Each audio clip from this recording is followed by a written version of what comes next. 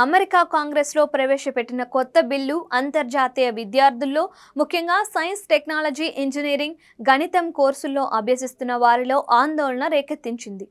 Graduation తరువాత 3 ఏళ్ల వరకు దేశంలో ఉండడానికి అనుమతించే work authorization program, optional practical training అంటే ఓపీటీని నిలిపివేసే ఉద్దేశంతో ఈ బిల్లును తీసుకొని వచ్చారు. వృత్తిపరమైన అనుభవాన్ని పొందడానికి, దీర్ఘకాలిక ఉపాధి వీసాలకు మారడానికి ఓపీటీపై ఆధారపడే అమెరికాలోని లక్షలాది మంది భారతీయ విద్యార్థుల కెరీర్ అవకాశాలను ఈ కొత్త బిల్లు దెబ్బతీస్తోందని నివేదికలు చెబుతున్నాయి. ఇటీవల కాలంలో చదువు కోసం అమెరికాకు వెళుతున్న భారతీయుల సంఖ్య విపరీతంగా పెరుగుతోంది. ఓపెన్ డోర్స్ 2024 నివేదిక ప్రకారం 2023-24 విద్యా సంవత్సరంలో అక్కడ ఉన్న అంతర్జాతీయ విద్యార్థుల్లో భారతీయులే టాప్. ఇది మునుపటి సంవత్సరంతో పోలిస్తే 23% ఎక్కువ. 97,556 మంది విద్యార్థులు ఆప్షనల్ ప్రాక్టికల్ ట్రైనింగ్ ఓపీటీలో ఉన్నారు. ఇది 41% పెరుగుదలను ప్రతిబింబిస్తోంది. ఓపీటీని రద్దు చేసేందుకు గతంలో చేసిన ప్రయత్నాలు విఫలం కాగా, ప్రస్తుత అమెరికా అధ్యక్షుడు డొనాల్డ్ ట్రంప్ పాలనలో వలస వ్యతిరేక విధానాలు విస్తృతంగా కొనసాగుతున్న నేపథ్యంలో ఈ బిల్లు రావడం గమనార్హం.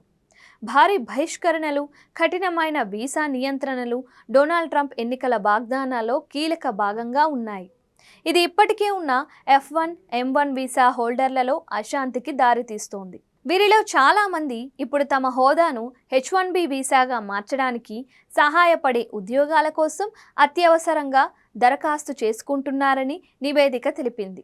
గ్రాడ్యుయేట్ అయిన తరువాత ఏడాది పాటు అమెరికాలో ఉద్యోగాలు పొందేందుకు ఓపీటీ అవకాశం కల్పిస్తోందని, స్టెమ్ గ్రాడ్యుయేషన్ అయి అర్హత కలిగిన యుఎస్ ఎంప్లాయర్తో కలిసి పనిచేస్తూ ఉంటే మరో 2 ఏళ్ల పాటు పొడిగించవచ్చని immigration law quest founder Purvi Chaudhani పేర్కొన్నారు.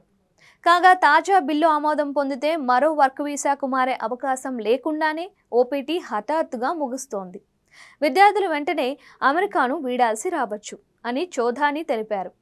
ఓపీటీ హోదా ఉన్న విద్యార్థులు లాటరీ ద్వారా H1B వీసా పొందే ప్రక్రియను వేగవంతం చేయాలని, లేదా మరొక దేశాల్లో అవకాశాలు వెతుక్కోవాలని స్పష్టం చేస్తున్నారు.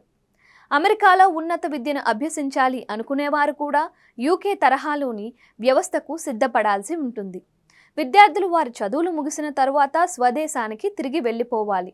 ఓపీటీ లేకుంటే విద్యార్థులు పెద్ద మొత్తంలో విద్యార్థి రుణాలను తిరిగి చెల్లించడంలో సహాయపడే యుఎస్ స్థాయి జీతాలను కోల్పోయే అవకాశం ఉంది అన్నారు.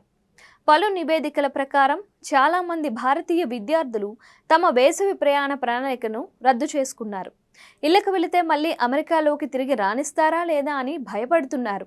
కార్నెల్, కొలంబియా, ఏల్ వంటి ప్రతిష్టాత్మక సంస్థలు కూడా విదేశీ విద్యార్థులు విరామ సమయంలో స్వదేశానికి వెళ్ళవద్దని అనధికారికంగా సూచించాయి.